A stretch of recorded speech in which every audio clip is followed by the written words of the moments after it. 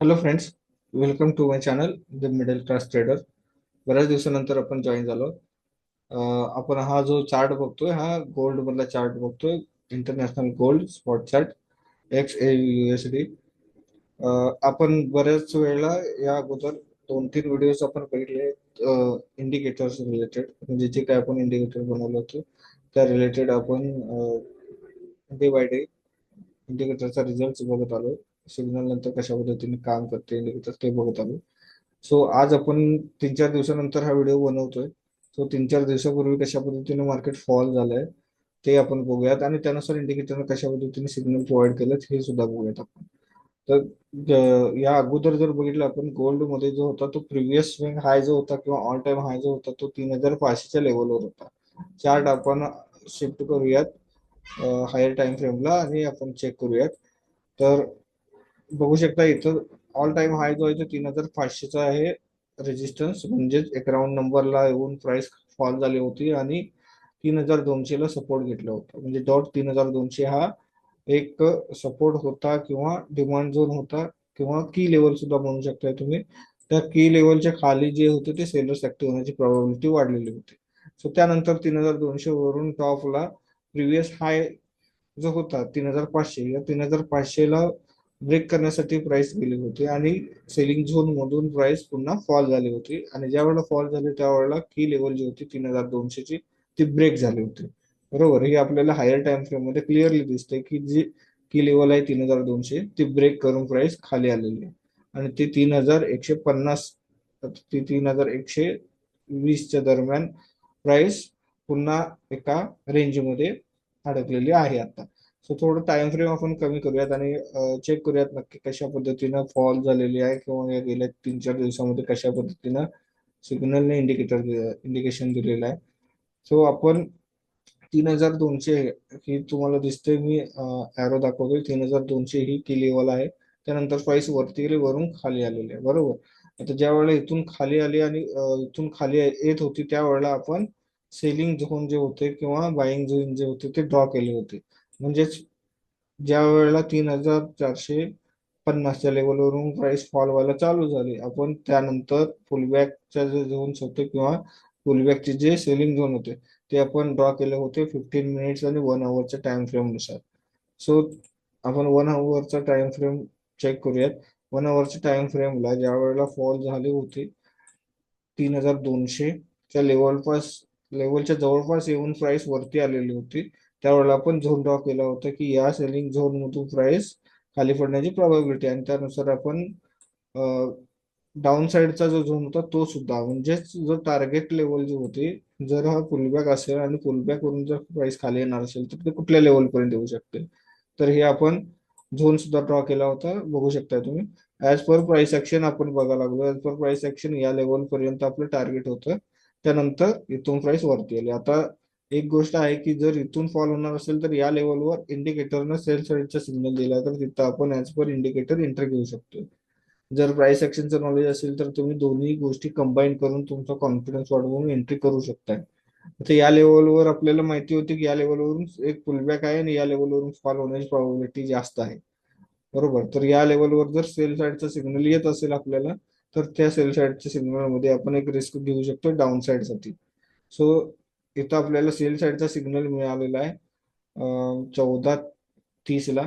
आणि बघू शकता त्यानंतर प्राइस जी आहे ती फॉल झाली आणि जरी पुलबॅक आलेली असली तरी सुद्धा त्या लेवलच्या वरती, म्हणजे जिथं आपलं एस एल लागतोय त्या एस एल पॉइंट पर्यंत प्राइस गेलेली नाही पुलबॅकची प्राइस.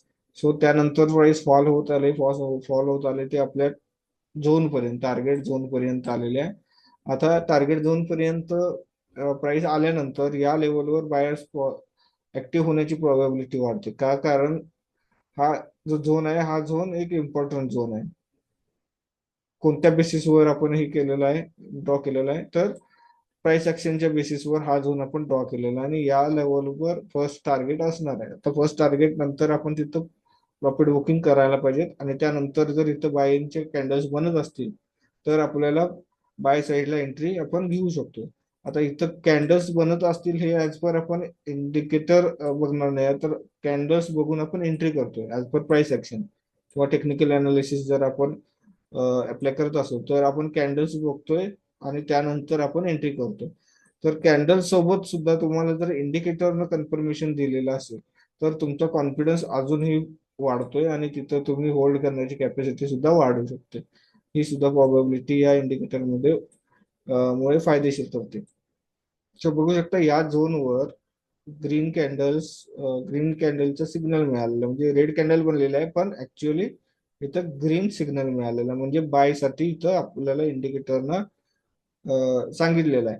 सो या कॅन्डल नंतर जरी तुम्ही सिग्नल वर एंट्री केला म्हणजे 3142 ला एंट्री केला तर तुम्ही बघू शकता कुठल्याही एका कॅन्डलवर सेल साईडचा सिग्नल आलेला नाही म्हणजेच ही कॅन्डल बनली जवळपास 1 2 3 4 5 6 7 8 9 जवळपास 15 कॅन्डल्स बनलेले आहेत आणि 15 कॅन्डल्स मध्ये एकही सिग्नल रेड साईडला आलेला नाही म्हणजे सेल साईडचा सिग्नल बनलेला नाही इंडिकेटर स्ट्रॅटेजीनुसार.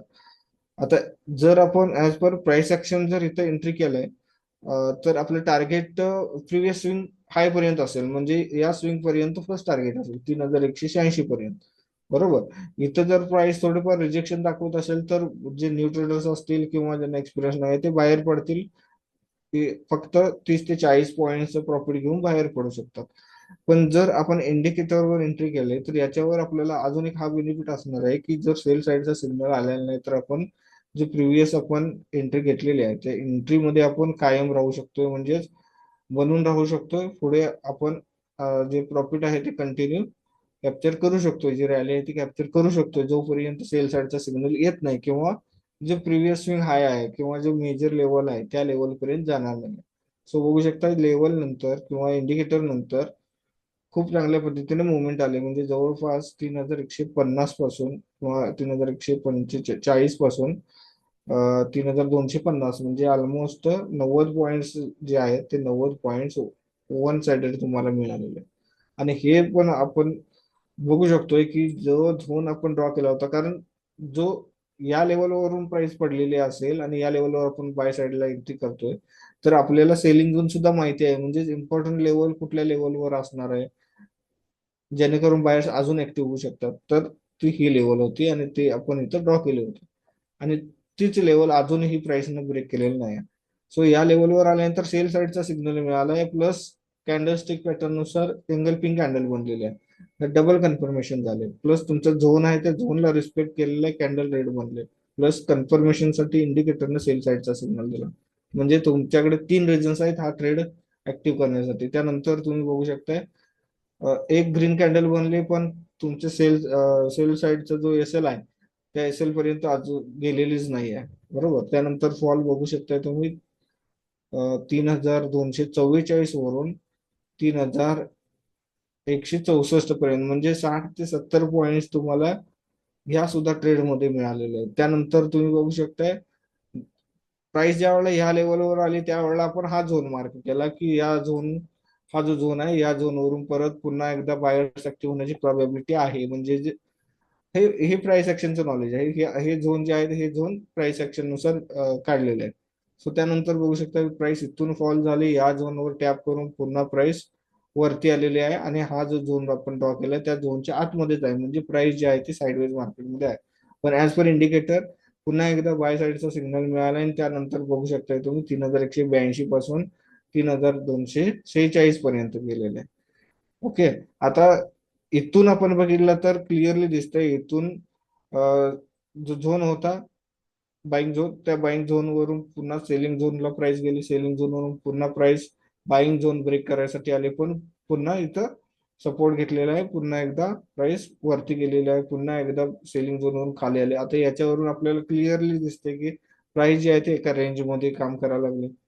करेक्ट आणि रेंज मध्ये असेल तर सेलिंगचे जे सिग्नल्स आहेत किंवा बाईंगचे जे सिग्नल्स असतील बोथ साईडचे सिग्नल्स जे आहेत ते थोडे थोडे त्याचे पॉईंट्स किंवा थोडे थोडे त्याची अॅक्युरेसी कमी होत जाते आणि तेच इथं तुम्हाला होताना दिसतंय गेले 2 दिवस प्राइस जी आहे ती साईडवेज मध्येच मूव्ह झालेली आहे. हा आजचा दिवस आहे सो आजच्या दिवसाला पूर्णपणे मार्केट जे आहे ते साईडवेज आहे गोल्डचे जे काय आहे मुवमेंट ते एका रेंज मध्ये काम करावं लागेल. सो या आजच्या दिवसाला हा सेल साईडचा सिग्नल होता करेक्ट सेल साईडच्या सिग्नल नंतर आपल्याला एक रेड कॅन्डल मिळाली म्हणजेच ही ग्रीन कॅन्डल आहे क्लोजिंग झालेलं आहे 3230 ला. 3230 वरून 3200 ला आलेले आहे, 210 ला. म्हणजे 20 पॉईंटचे इथे तुम्हाला टार्गेट मिळालंय. 20 पॉईंट बऱ्यापैकी मिळालेले आहेत या सिग्नल नंतर. त्यानंतर बघू शकता बाय साईडचा सिग्नल मिळालाय. आता बाय साईडचा सिग्नल हे सुद्धा कुठल्या लेवलवर मिळालेलं आहे ते सुद्धा इम्पॉर्टंट आहे. आता हा सिग्नल फेल गेलेला आहे, कारण बघू शकता इथं तुम्हाला बाहेर पाडण्यासाठी जवळपास 3 तास मिळालेले आहेत प्राइस नुसार. म्हणजे सिग्नल इथे मिळालेला आहे, पण त्यानंतर तुम्हाला कुठलीही ग्रीन कॅन्डल्स त्याच्या फॉलोअप मध्ये मिळालेले नाही. म्हणजे या सिग्नल नंतर कुठलंही एक ग्रीन कॅन्डल बनलेलं नाही, म्हणजेच दोजी कॅन्डल बनले. याचा अर्थ काय, तर प्राइस जी आहे ती वरती जाण्यासाठी प्रयत्न करते, पण सेलर जे आहे ते वरती जायला देत नाही आहेत बायर्सला. म्हणून तर 1 2 3 3 तास पूर्णपणे त्या रेंजमध्ये, त्या प्राइस बँड मध्येच राहिलेले आहे. याचा अर्थ आपण तिथे समजून जायला पाहिजे की या सिग्नलचा फॉलो येत नसेल तर आपण तिथून बाहेर पडायला पाहिजे. आता त्यानंतर सेलिंगचा सिग्नल मिळालाय, म्हणजे 1 2 3 3 तासानंतर सेलिंगचा सिग्नल मिळालेला आहे. म्हणजे चौथ्या तासाला सेलची एक कॅन्डल बनलेली आहे सेलिंगची, आणि त्यानुसार तिथं सिग्नल जनरेट झालेला आहे. सो एंट्री तुमची या लेवलवर झालेली आहे, आणि त्यानुसार बघू शकताय 1 2 3 4 आता सेलिंगची कॅन्डल्स इथं आपल्याला खाली क्लोजिंग देताना दिसते. म्हणजेच जी तुमची एंट्री ब्रेक इव्हनला होती ती आता हळूहळू प्रॉफिटमध्ये यायला चालू झालेली आहे. सो आजच्या दिवसाला म्हणाल किंवा प्रिव्हियस जे काही ट्रेड्स मिळालेले आहेत त्या प्रत्येक ट्रेड्स मध्ये तुम्हाला प्रॉफिट झालेला आहे. लॉस मध्ये जर एखादा ट्रेड क्लोज झालेला असेल तर ते ऍज इट इज आपण एक्सेप्ट करायला पाहिजे. पण जे मोठे मोठे ट्रेंडी जे ट्रेड्स होते किंवा ट्रेंड पकडल्यानंतर जे सिग्नल्स होते ते खूप चांगल्या पद्धतीने कॅप्चर करता आलेले आहे. त्यात सुद्धा तुम्ही जर प्राइस ऍक्शन ऍड करत असाल तर एकदम बेस्ट कन्फर्मेशन तुम्हाला खूप चांगल्या पद्धतीने मिळू शकते. सो हे इंडिकेटरचा आपला आजचा व्हिडिओ आहे. आजच्या दिवसाला प्राइस पूर्णपणे साईडवेज आहे, त्यामुळे आपण जास्त काही अपेक्षा ठेवू शकत नाही. सिग्नल वर थोडे थोडे प्रॉफिट्स गेन करून आपण बाहेर पडू शकतो. आता लेटेस्ट मध्ये हा सिग्नल मिळालाय 1 अवरला. तर दुसरी कॅन्डल जी आहे ती डोजी बनलेली आहे. तिसरी कॅन्डल जी आहे ती 3230 वरून लो जो आहे तो 3218, म्हणजे जवळपास 12 पॉईंट जे आहेत ते 12 पॉईंट सुद्धा या सिग्नल नंतर तुम्हाला मिळालेले आहे. आणि तुमचा एस एल जो होता तो 230 वरून 247 ला, म्हणजे 17 पॉईंट एस एल आहे आणि 12 पॉईंट तुमचे ऑलरेडी तुम्हाला या कॅन्डल मध्ये मिळालेले आहेत तिसऱ्या कॅन्डल मध्ये. सो चांगले सिग्नल्स आहेत. विथ प्राइस ऍक्शन यूज केला तर खूप चांगल्या पद्धतीनं विथ कन्फर्मेशन आपल्याला ट्रेड घेता येते. सो आजचं सेशन किंवा आजचा जो काही व्हिडिओ आपण इथेच थांबूया. इंडिकेटरचं जे प्रत्येक वेळेला आपण प्रत्येक दिवसाला जे काही सिग्नल्स जनरेट होतील ते आपण गोल्डवर, बीटीसी, युएसडी वर आपण चेक करत राहणार, व्हिडिओ बनवणार. त्याचबरोबर फॉरेक्स वरती सुद्धा आपण जे टॉपिक्स आहेत ते सुद्धा कव्हर करणार आहोत. सो असेच व्हिडिओ बघण्यासाठी किंवा हे जे इंडिकेटर आहे हे इंडिकेटर जर तुम्हाला पाहिजे असेल तर तुम्ही या नंबरवर कॉन्टॅक्ट करू शकताय. WhatsApp number